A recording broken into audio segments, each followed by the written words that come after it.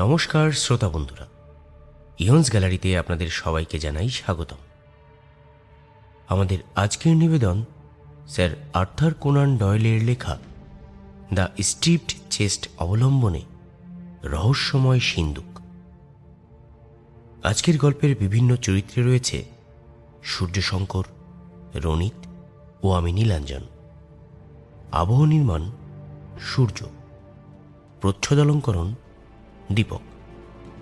চলুন তাহলে শুনে নেওয়া যাক আমাদের আজকের নিবেদন, টান টান উত্তেজনাপূর্ণ রহস্য গল্প রহস্যময় সিন্ধু।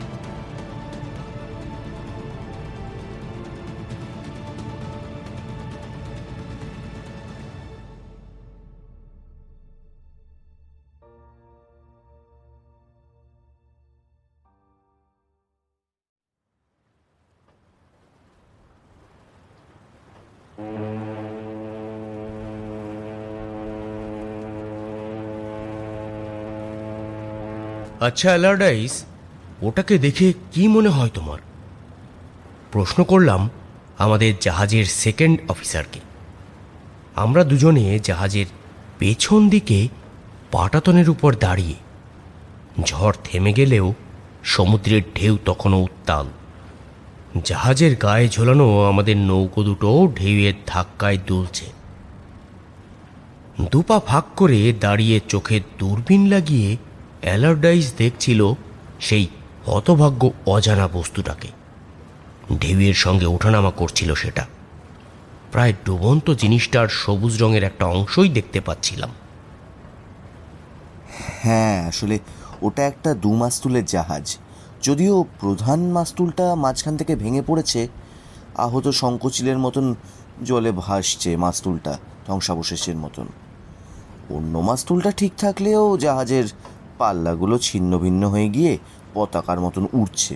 ওই যে, এমন বিধ্বস্ত জাহাজ আমি আগে কখনো দেখিনি।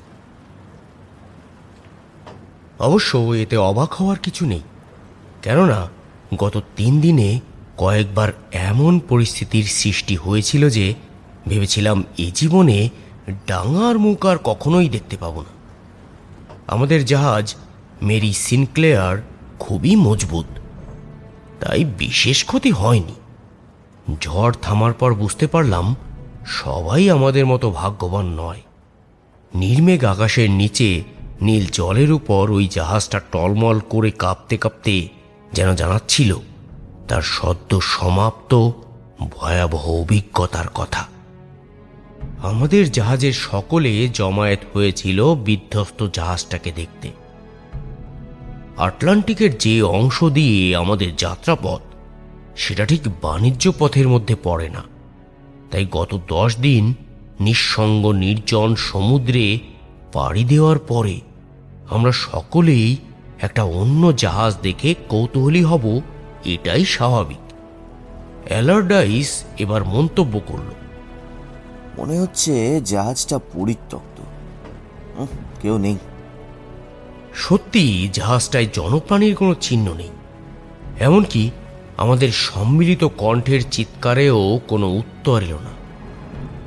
মনে হয় জাহাজ ডুবে যাওয়ার আশঙ্কায় মাঝি মোল্লারা সবাই জাহাজ ছেড়ে পালিয়েছে।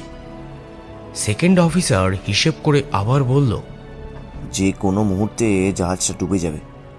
রেলিং অব্দি জল উঠে গেছে, ওই দেখো। সে আরও বলল, জাহাজের পতাকাটা ব্রাজিলের, তবে নিচের দিকটা ওপরে। তার মানে জাহাজটা বিপদের সংকেত দেওয়ার চেষ্টা করেছিল। ওর হাত থেকে দূরবীনটা নিয়ে আমি যতদূর চোখ যাই দেখলাম আটলান্টিকের গভীর নীল জলরাশি, ঢেউয়ের ফেনা, জনপ্রাণীহীন। আমি বললাম, হয়তো জাহাজে জীবিত মানুষ এখনো আছে। অ্যালার্ডাইস বলল, হয়তো মালপত্রও আছে, সেগুলো উদ্ধার করা যেতে পারে। তাহলে চলো জাহাজটার কাছে যাওয়া যাক। 2 জাহাজের মধ্যে যখন 100 গজের মতো তফাৎ, তখন অ্যালার্ডাইসকে বললাম একটা নৌকো আর 4 জন লোককে নিয়ে ওই জাহাজে উঠতে। ঠিক তখনই জাহাজের ডেকে এলো আমাদের ফার্স্ট অফিসার আর্মস্ট্রং। তাই ওকে আমাদের জাহাজের ভার দিয়ে আমিও নৌকায় উঠে পড়লাম। এই পরিত্যক্ত জাহাজে কি আছে তা জানার জন্য আমার কৌতূহল কম ছিল না। ওইটুকু দূরত্ব, কিন্তু পৌঁছাতে সময় লাগলো অনেকটাই। উত্তাল ঢেউয়ে আমাদের নৌকোটা এত ওঠানামা করছিল যে মাঝে মাঝে দুটো জাহাজই দৃষ্টির বাইরে চলে যাচ্ছিল। নৌকো ঢেউয়ের উপরে উঠলে অস্তগামী সূর্যের উষ্ণতার ছোঁয়া, আর নিচে নামলে শীতল অন্ধকার। বোঝার চেষ্টা করছিলাম কোন দিক থেকে জাহাজটায় সহজে ওঠা যেতে পারে। চোখে পড়ল জাহাজটার নাম, নোসা সেহেনরোদা ভিক্টোরিয়া। আমাদের নৌকো আর ওই জাহাজটা সম উচ্চতায় আসতেই চোখের পলকে আমরা সবাই লাফ দিয়ে উঠে পড়লাম পরিত্যক্ত জাহাজের ডেকে। আমাদের জাহাজের মিস্ত্রিও সঙ্গে এসেছিল। ও আমাদের নৌকোটা জাহাজের গায়ে একটা হুকের সঙ্গে বেঁধে দিল। প্রথম চিন্তা হলো আমাদের নিরাপত্তা। জাহাজ যদি হঠাৎ ডুবে যায়, আমাদের দুজন নাবিক নৌকোটাকে শক্ত করে ধরে রইল, যাতে দরকার হলেই নৌকোয় উঠে আমরা আত্মরক্ষা করতে পারি। আর মিস্ত্রি দেখতে গেল জাহাজের ভেতরে কতটা জল ঢুকেছে। আমি সেকেন্ড অফিসার আর অন্য নাবিক মিলে খুব তাড়াতাড়ি জাহাজ ও মালপত্রগুলোর উপর চোখ বোলালাম। ডেক ভর্তি ধ্বংসাবশেষ, মরা মুরগিসহ মুরগির খাঁচা জলে ভাসছে। একটা মাত্র নৌকো আছে জাহাজে, অর্থাৎ সকলে জাহাজ ছেড়ে চলে গেছে। ক্যাপ্টেনের কেবিনের একটা দেয়াল জলের ধাক্কায় বিধ্বস্ত। টেবিলটা তিনি যেভাবে ছেড়ে গেছেন ঠিক সেভাবেই পড়ে আছে। স্প্যানিশ কিংবা পর্তুগিজ ভাষায় লেখা কাগজপত্র, রেজিস্টার ইত্যাদিও রয়েছে। আর ঘরের চতুর্দিকে ছড়ানো সিগারেটের ছাই। জাহাজের লগ বুকটা কিন্তু খুঁজে পেলাম না। ওটা পেলে জাহাজটার যাত্রাপথ, দৈনিক অগ্রগতির হিসাব ইত্যাদি জানা যেত। অ্যালারডাইস অবশ্য বলল, দক্ষিণ আফ্রিকার কোনো জাহাজ লগবুকের ধার ধারে না, কিংবা হয়তো ওদের ক্যাপ্টেনই ওটা নিয়ে চলে গেছেন। আমি ঠিক করলাম কাগজপত্র নিয়ে যাব। ইতিমধ্যে মিস্ত্রি এসে একটা সুখবর দিল। জাহাজে প্রচুর জল ঢুকলেও বেশ কিছু মালপত্র ভাসমান বলে জাহাজটা হঠাৎ ডুবে যাবে না, হয়তো আদৌ ডুববে না, সমুদ্রের বুকে টলমল করে ভাসে থাকবে, আর অন্য জাহাজের দুর্ঘটনার কারণ হবে। আমি অ্যালারডাইসকে বললাম, বিপদের যখন এখনই কোনো আশঙ্কা নেই, তুমি বরং নিচে গিয়ে দেখো মালপত্র কিছু উদ্ধার করা যায় কিনা। আমি একটু কাগজপত্রগুলো দেখি। কাগজপত্র দেখে জানা গেল নোসা সেহেনরোদা ভিক্টোরিয়া মাসখানেক আগে বাহিরা বন্দর ছাড়ে। ক্যাপ্টেনের নাম টেক্সেইরা। নাবিকের সংখ্যার উল্লেখ্য নেই কোথাও। জাহাজটি যাচ্ছিল লন্ডনে, তবে কাগজ অনুযায়ী মালপত্র জানিয়ে যাচ্ছিল সেগুলো উদ্ধার করা বা তার থেকে কিছু মুনাফা লাভের সম্ভাবনা খুবই কম। কাঠ, আদা, বাদাম ইত্যাদি। কাঠ মানে বিশাল বিশাল গুঁড়ি, ওগুলোর জন্যই জাহাজটা ডোবেনি। তবে কাঠের এই গুঁড়িগুলো তো নিয়ে যাওয়ার প্রশ্নই ওঠে না। আর ছিল কিছু শৌখিন জিনিস, মেয়েদের টুপি, ফিতে, রংচঙে পাখির মূর্তি ইত্যাদি। এছাড়া রয়েছে 100 বাক্স সংরক্ষিত ফল। এরপর আমার বিশেষ করে নজর পড়ল ইংরেজিতে লেখা একটা নোটিশ। সান্টারেম সংগ্রহের অপূর্ব ও মূল্যবান শিল্পবস্তুগুলো যা লন্ডনে ব্রন্টফুট ও নিউম্যান কোম্পানিকে পাঠানো হচ্ছে, সেগুলো নিরাপদ স্থানে রাখার অনুরোধ করা হয়েছে। বিশেষত লেইরা ডন র্যামিরেজের সিন্দুকটি যেন সবাই এর ধরাছোঁয়ার বাইরে থাকে। ডন র্যামিরেজের সিন্দুক অপূর্ব মূল্যবান শিল্পবস্তু, এতেই তো দামি জিনিস পাওয়ার সম্ভাবনা। কাগজটা হাতে নিয়ে আমি উঠে দাঁড়াতেই দেখি অ্যালার্ডাইস এসে হাজির। ও বলল, স্যার, এই জাহাজের ব্যাপার স্যাপার আমার কিন্তু ঠিক স্বাভাবিক লাগছে না। ওর পোড় খাওয়া মুখে যেন একটা সন্ত্রস্ত ভাব। আমি বললাম, কেন, কি ব্যাপার? খুন স্যার, খুন। একটা লোক মরে পড়ে আছে, তার মাথাটা ফেটে গেছে, পেটে পুরো চৌচির। আসুন, আমার সঙ্গে আসুন। জাহাজের ডেকের নিচে কোনো ঘর নেই। ডেকেই ক্যাপ্টেনের ঘর, রান্না, খাবার ঘর, নাবিকদের থাকার ঘর। রান্নার জায়গায় বাসনপত্র ছত্রাকার হয়ে পড়ে আছে। এরই সংলগ্ন একটা ঘরে শোয়ার জন্যে দুটো বাঙ্ক, আর একদিকে খালি অংশে পালের কাপড়, পতাকা ইত্যাদি পড়ে আছে। মোটা কাপড় দিয়ে ঢাকা বেশ কিছু প্যাকেট দেয়ালে দড়ি দিয়ে লটকানোও আছে।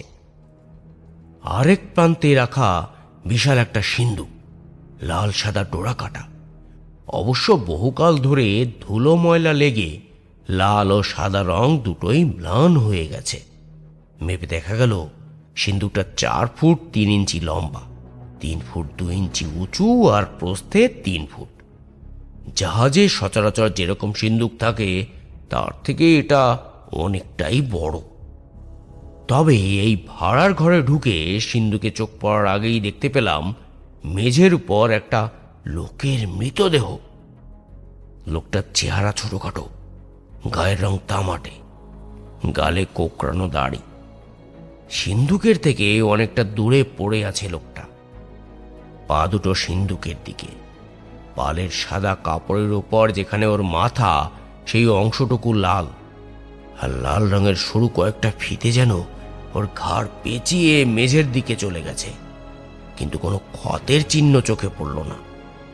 লোকটা যেন ঘুমন্ত শিশুর মতোই শান্ত।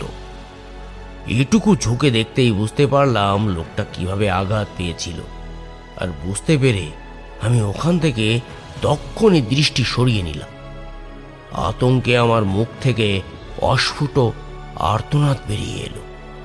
সম্ভবত পেছন থেকে কেউ লোকটার মাথায় কসাইদের কুঠার চালিয়েছে।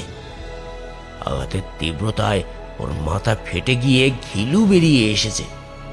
ওর মুখে শান্তি, কেননা মৃত্যু হয়েছিল চোখের পলকে, আর আততায়ীকে দেখার কোনো সুযোগ সে পায়নি। অ্যালার্ডাইস মৃদুস্বরে জিজ্ঞেস করল, ক্যাপ্টেন, কি মনে হয়, দুর্ঘটনা নাকি খুন? বললাম, লোকটাকে খুন করা হয়েছে। ওপর থেকে খুব ভারী আর ধারালো কোনো অস্ত্র ব্যবহার করা হয়েছে, কিন্তু লোকটা কে আর কারাই বা ওকে মারলো? স্যার, লোকটার আঙুলগুলো দেখলেই বোঝা যাচ্ছে যে ও ছিল একজন সাধারণ নাবিক।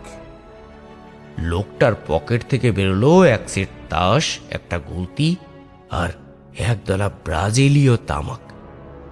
আর তার হাতে ধরা ছিল স্প্রিং দেওয়া বেডওয়ালা ইস্পাতের ধারালো একটা বড় ছুরি। বোঝাই গেল যে ওই ছুরি দিয়ে হত্যা করা হয়নি তাকে। সেকেন্ড অফিসার বলল, স্যার, মনে হয় লোকটা বিপদের আশঙ্কায় ছুরি হাতে প্রস্তুত ছিল, তবে শেষটা রক্ষা হয়নি। যাই হোক, এখন আর কিছু করার নেই। দেওয়ালে ঝোলানো ওই প্যাকেটগুলো কিসের বলুন তো? মনে হয় যেন মূর্তি, অস্ত্রশস্ত্র, শিল্পবস্ত্র ইত্যাদি, তাই না? আমি বললাম, ঠিকই বলেছ, জাহাজের মালপত্রের মধ্যে কেবল এই জিনিসগুলো থেকেই কিছু টাকা কামানো যাবে বোধ হয়। আমাদের জাহাজে খবর দাও, দ্বিতীয় নৌকাটাও এখানে পাঠাতে বলো, আর ওতেই রাখো এই মালপত্রগুলো। এবার আমার নজর গেল ডোরাকাটা সিন্দুকটার দিকে। বাইরে থেকে আসা দিনের আলোয় ওটা খুঁটিয়ে খুঁটিয়ে দেখলাম। সিন্দুকটার উপর কোনো অভিজাত বংশের প্রতীকচিহ্ন আর স্প্যানিশ ভাষায় কিছু কথা খোদাই করা আছে। কথাগুলোর অর্থ ভেরাকুলাস প্রদেশের শাসক ও ক্যাপ্টেন জেনারেল ডন র্যামিরেজ ডি লেইরার ধন দৌলতের সিন্ধুক, আর এক কোনায় খোদাই করে লেখা 1606 খ্রিস্টাব্দ। সিন্ধুকের উপর সাঁটা আছে ইংরেজিতে লেখা একটা কাগজ। স্বনির্বন্ধ অনুরোধ করা হচ্ছে যে কোনো কারণেই যেন এই বাক্সটা না খোলা হয়। একই সতর্কবার্তা আরেকটি লেবেলে স্প্যানিশ ভাষায় লেখা। তালাটা অত্যন্ত জটিল ধরনের আর খুব ভারী। সেটার উপরে ল্যাটিন ভাষায় কি সব লেখা, তার মানে আমি কিছুই বুঝলাম না। ইতিমধ্যে ফার্স্ট অফিসার আর্মস্ট্রং দ্বিতীয় নৌকাটা নিয়ে এসেছে। আমরা প্যাকেটগুলো নামিয়ে ওই নৌকায় রাখতে শুরু করলাম। নৌকাটা ভরে যেতেই আর্মস্ট্রং ওটা নিয়ে চলে গেল আমাদের জাহাজের দিকে। তখন আমরা 4 জন মিলে ধরাধরি করে সিন্দুকটা রাখলাম আমাদের নৌকোয়। সিন্দুকটা এত ভারী যে সেটাকে নৌকায় মেপে মেপে সঠিক জায়গায় রাখতে হলো। একটু এদিক ওদিক হলেই নৌকো উল্টে যাওয়ার সম্ভাবনা। মৃতদেহটা ওই জাহাজেই পড়ে রইল। অ্যালারডাইসের মতে জাহাজ ছেড়ে পালানোর সময় লোকটা হয়তো লুটপাট শুরু করেছিল এবং খুব সম্ভবত ক্যাপ্টেন ছোট একটা কুঠার জাতীয় কোনো ধারালো অস্ত্র দিয়ে ওকে আঘাত করেছিল। ব্যাখ্যাটা হয়তো যুক্তিসঙ্গত, কিন্তু আমার মন তাতে সায় দিচ্ছিল না। তবে সমুদ্রের রহস্যের কোনো শেষ নেই। ওই নাবিকটার মৃত্যুও রহস্যের তালিকায় আর একটা সংযোজন হয়েই থেকে যাবে।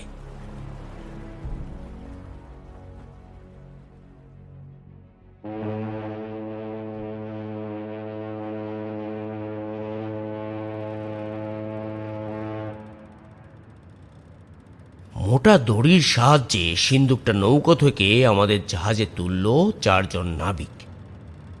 কেবিনের টেবিল আর লকারের মাঝের জায়গাটুকুতে ওটাকে কোনো ক্রমে রাখা হলো। রাতে খাবার দাবার পর সকলে মিলে আজকের ঘটনা নিয়ে আলোচনা করছিলাম। আমাদের মধ্যে আর্মস্ট্রংও ছিল, লম্বা রোগা চেহারার লোক, জাহাজের ফার্স্ট অফিসার। নাবিক হিসাবে খুবই ভালো, কিন্তু লোকটার দুটো দোষ: অদূরদর্শিতা আর অর্থলিপ্সা। ধন দৌলতে ভরা সিন্দুক এবং উদ্ধার করা প্যাকেটগুলো দেখে ও খুবই উত্তেজিত। ভাগ বটরা করলে কে কত পাবে এই নিয়ে ও কথা বলতে শুরু করেছে। লোভে ওর চোখ দুটো চকচক করছিল। আর্মস্ট্রং বলল, ক্যাপ্টেন বার্কলে, কাগজে লেখা আছে যে জিনিসগুলো তুলনাহীন ও মহার্ঘ, তাই এগুলোর দাম কি হতে পারে তা কল্পনাও করা যায় না।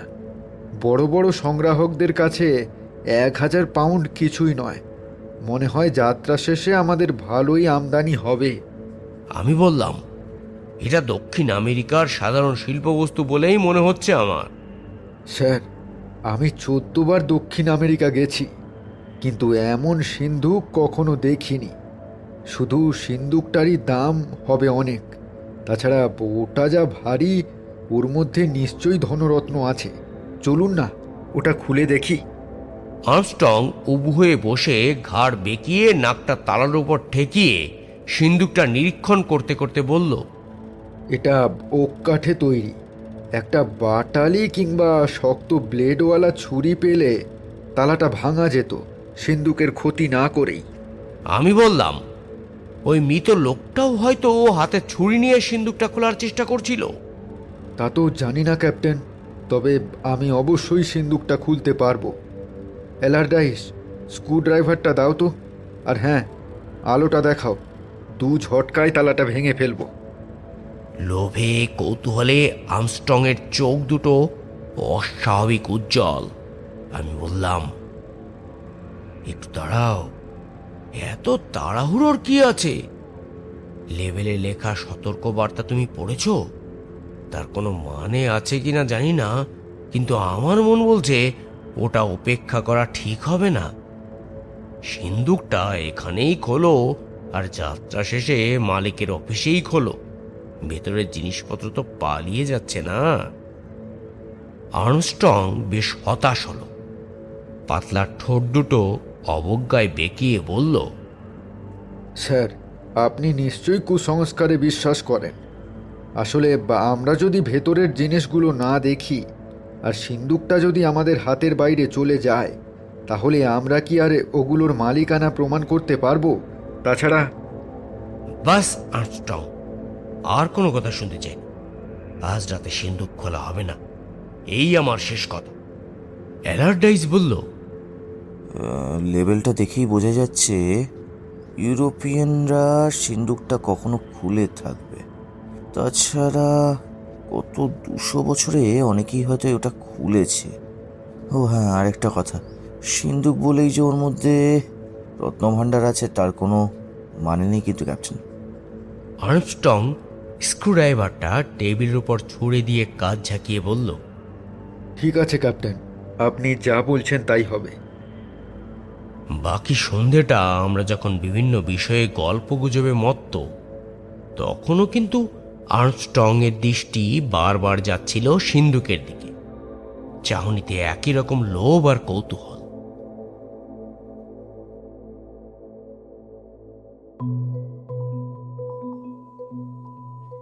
এবার গল্পের সেই অংশে এসে গেছি যার কথা ভাবলেও আজও আমি ভয়ে শিউরে উঠি। আমাদের জাহাজে বড় কেবিনের চারিদিকে অফিসারদের থাকার জায়গা। আমার ঘরটা অবশ্য একটু দূরে, একটা প্যাসেজ পেরিয়ে যেতে হয়। আমার ঘরের বাইরে রাতের পাহারার জন্য 3 জন ক্রুকে রাখা হয়। মাঝরাতে আজ পাহারার ভার ছিল আর্মস্ট্রং এর উপর। ভোর 4টের সময় ওর পাহারা শেষ হবে, তখন থেকে সকাল পর্যন্ত পাহারা দেবে অ্যালারডাইস।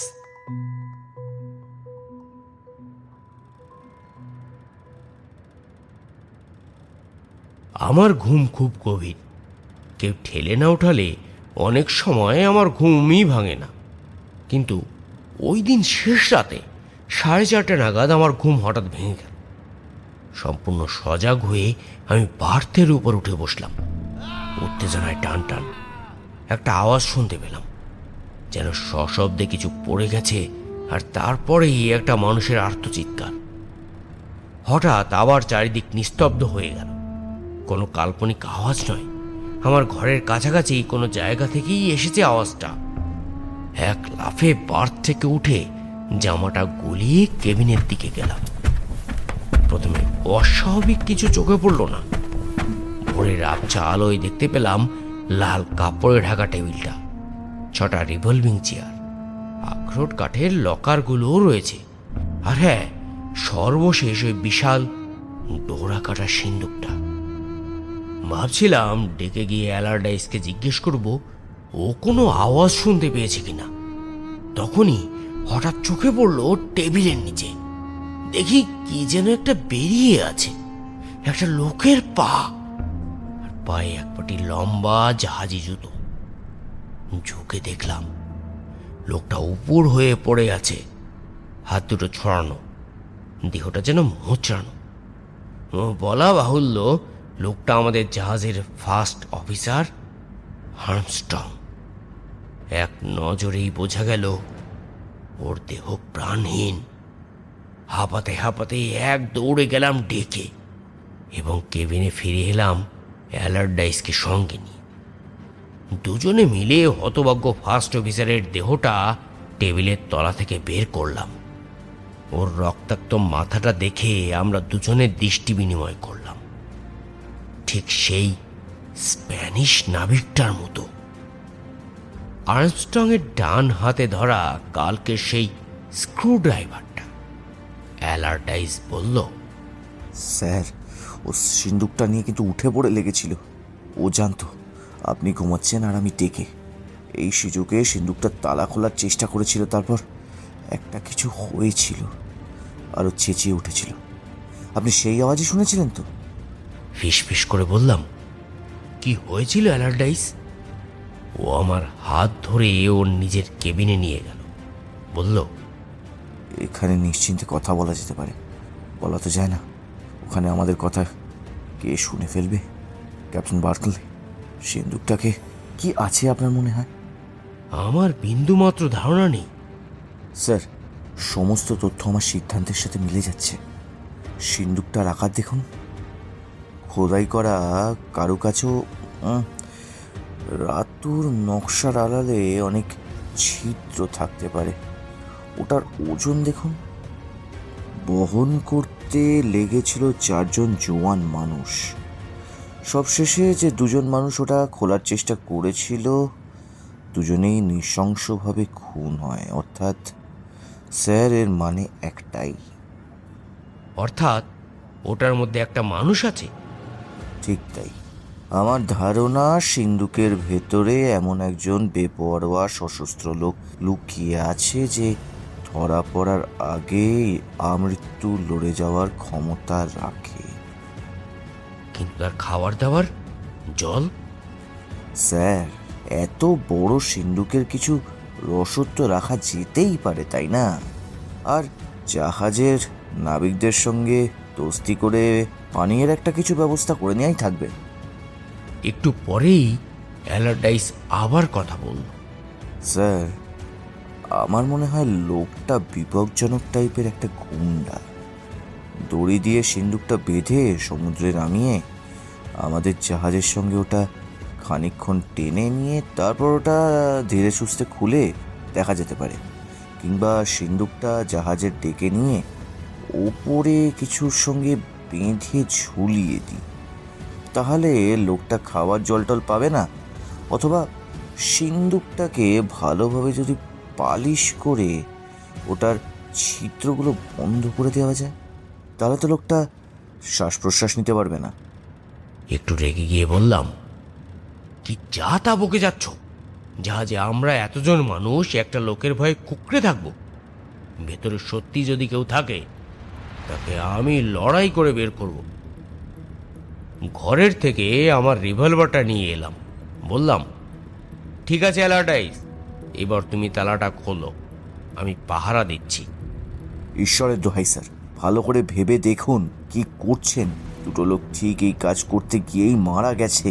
কার্পেটের ওপর লেগে থাকা একজনের রক্ত এখনো শুকোয়নি স্যার। তারই তো প্রতিশোধ নিতে হবে। তাহলে স্যার, জাহাজের মিস্ত্রি অন্তরটা কি? ওর চেহারা কাট্টা 3 জন একসঙ্গে থাকলে একটু ভরসা হবে। অ্যালারডাইস মিস্ত্রিকে ডাকতে চলে গেল। আমি ভীতু স্বভাবের নই, তবে এমনভাবে দাঁড়ালাম যাতে টেবিলটা থাকে আমার আর সিন্দুকের মাঝখানে। সকালের আলোয় সিন্দুকের লাল সাদা ডোরাগুলো আর খোদাই করা কাজ সবই স্পষ্ট দেখা যাচ্ছে। কত যত্ন করেই না বানানো হয়েছে এই সিন্দুকটা। একটু পরেই ওরা দুজনে চলে এলো।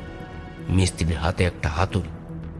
অ্যালারডাইস স্ক্রুড্রাইভারটা হাতে নিয়ে চোয়াল শক্ত করে যেন নিজের সব সাহসটুকু একত্র করলো। তারপর বলল, আপনারা 2 জন লক্ষ্য রাখুন, আমি সিন্দুকটা খুলছি। লোকটা যদি উঠে দাঁড়ায়, ওকে সঙ্গে সঙ্গে গুলি করবেন স্যার। সিন্দুকের সামনে হাঁটু করে বসে অ্যালারডাইস স্ক্রুড্রাইভারের ব্লেড সিন্দুকের ডালার নিচে ঢুকিয়ে চাপ দিতেই একটা শব্দ করে তালাটা খুলে গেল।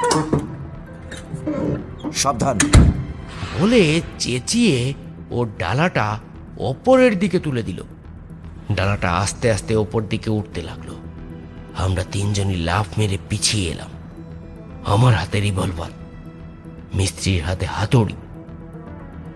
যখন কিছুই হলো না বা ঘটলো না, আমরা এগিয়ে গিয়ে সিন্দুকের ভেতর উকি দিলাম। সিন্দুক খালি, কেউ নেই, কিচ্ছু নেই। অবশ্য একদম খালি নয়, কারণ সিন্দুকের এক কোনায় ছিল একটা হলদে রঙের মোমবাতির বাতিদানি। তার গায়ে কারুকার্য করা। বাতিদানিটা সিন্দুকের মতোই পুরনো। হলুদ রঙের জেল্লা আর কারুকার্য দেখে মনে হয় বাতিদানটা মূল্যবান। সিন্দুকের ভেতর ধুলোর পুরো আস্তরণ জমেছে। অ্যালারডাইসও হতভম্ব। বলল, তাজ্জব ব্যাপার, তাহলে সিন্দুকটা এত ভারী কেন? বললাম, সিন্দুকের চারপাশ আর ডালাটা দেখো না, 5 ইঞ্চি পুরু। আর ওই লোহার স্প্রিংটা তো ডালাটাকে ধরে রাখার জন্য, হয়তো যাতে ওটা নেমে না যায়। কিন্তু স্যার, ভেতরের জার্মান ভাষার কি যেন লেখা। আমি ওটা পড়ে বললাম, 1606 সালে আর্গসবুর্গের জোহান রস্টাইন এই সিন্দুকটা তৈরি করেছিল। দারুণ বানিয়েছিল কিন্তু জিনিসটা। কিন্তু ক্যাপ্টেন, এত কিছু ঘটে গেল কিন্তু কোনো ব্যাখ্যা পাওয়া গেল না। তবেই মোমবাতি দানটা সোনার মতো দেখতে। এত ঝামেলার পর যা হোক একটা কিছু তো পাওয়া যাবে, তাই না? এরপরে যেটা ঘটলো সেটার একমাত্র ব্যাখ্যা হলো আমার মধ্যে কোনো ঐশ্বরিক শক্তির আকস্মাত উদ্ভব। হয়তো মধ্যযুগের কোনো কাহিনীর কথা আমার হঠাৎ মনে পড়ে গিয়ে থাকবে, কিংবা তারাটার উপর মূর্চের দাগ ছাড়াও কোনো লাল দাগ হয়তো আমার চোখে পড়েছিল। অ্যালারডাইস বাতিদানটা নেবে বলে যেই ঝুঁকলো, আমি মুহূর্তের মধ্যে ওর কলার ধরে সোজা করে দাঁড় করিয়ে দিলাম। এমন বিদ্যুৎ গতিতে আমি কাজটা করেছিলাম যে আজও মনে হয় ব্যাপারটা অতি লৌকিক। আমি ওকে বললাম, কোনো শয়তানি কাণ্ড কারখানা আছে, ঘরের কোণা থেকে ওই মাথায় বেঁকানো ছড়িটা দাও তো আমাকে। সাধারণ ছড়ি, হাঁটার সময় ব্যবহার করা হয়, শুধু মাথার দিকটা একটু বাঁকা। আমি ছড়িটা সিন্দুকের ভেতরে রাখা মোমদানের ওপর নিয়ে গিয়ে একটা টান দিলাম। বিদ্যুৎ চমকের মতো এক সারি চকচকে ইস্পাতের ফলার মতো হাত সিন্দুকের উপর বেরিয়ে এলো, যেন একটা হিংস্র বন্যজন্তু আমার উপর ঝাঁপিয়ে পড়ে কামড়াতে এলো। তারপরে এই সিন্দুকের ডালাটা সশব্দে আপনা আপনিই বন্ধ হয়ে গেল। তাকে রাখা বাসনপত্র, গ্লাস ইত্যাদি সেই অভিঘাতে ঝনঝন করে উঠল। ভীত ঘোড়ার মতো অ্যালারডাইস টেবিলের এক কোনায় বসে কাঁপতে লাগলো। একটু পরে ওর গলা থেকে আওয়াজ বেরোলো, ক্যাপ্টেন বাকলে, আজ আপনি আমার প্রাণ রক্ষা করেছেন। এই হচ্ছে তাহলে ডোরাকাটা সিন্দুকের রহস্য। ডন র্যামিরেজ ডি লেইরো এই সিন্দুকে লুকিয়ে রাখত তার অসৎ উপায়ে অর্জিত ধন সম্পদ। চোর যতই ধূর্ত হোক না কেন, সোনালি মোমবাতিটাকে কোনো মূল্যবান বস্তু ভেবে যদি ওটায় হাত দেয়, স্প্রিংয়ে দেওয়া ইস্পাতের ফলাগুলো তৎক্ষণাৎ বেরিয়ে এসে তার মাথায় ঢুকে যাবে, আর সেই মারণ অভিঘাতে সে ছিটকে গিয়ে পড়বে দূরে। সঙ্গে সঙ্গে ডালাটাও বন্ধ হয়ে যাবে। কি অসাধারণ কারিগরি নৈপুণ্য অসরবুর্গের মিস্ত্রির! ভাবছিলাম কত মানুষই না প্রাণ দিয়েছে এই সিন্দুক খুলতে। সিন্দুকের ইতিহাস ভাবতে ভাবতেই আমার পরবর্তী সিদ্ধান্ত নিয়ে ফেললাম। জাহাজের মিস্ত্রিকে বললাম, 3 জন লোক এনে সবাই মিলে ধরাধরি করে সিন্দুকটা ডেকে নিয়ে এসো। অ্যালারডাইস জিজ্ঞেস করলো, এটা সমুদ্রে ফেলে দেবেন নাকি স্যার? অ্যালারডাইস, আমি সাধারণত কুসংস্কারে বিশ্বাস করি না, কিন্তু এমন কিছু জিনিস আছে যা আমাদের মতো পোড় খাওয়া নাবিকদের পক্ষেও সহ্য করা কঠিন।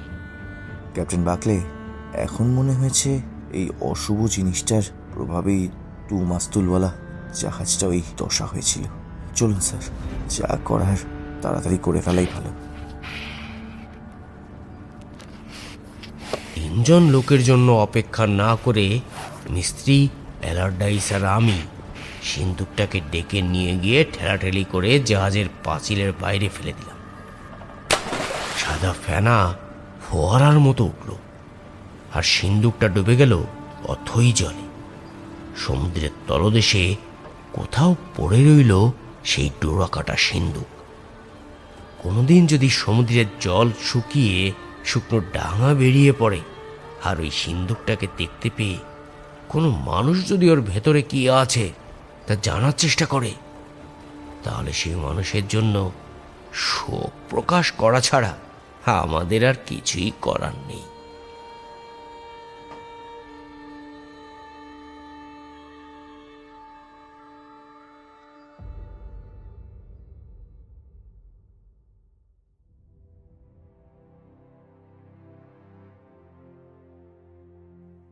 কেমন লাগলো আমাদের আজকের নিবেদন অবশ্যই কমেন্ট করে জানাতে ভুলবেন না।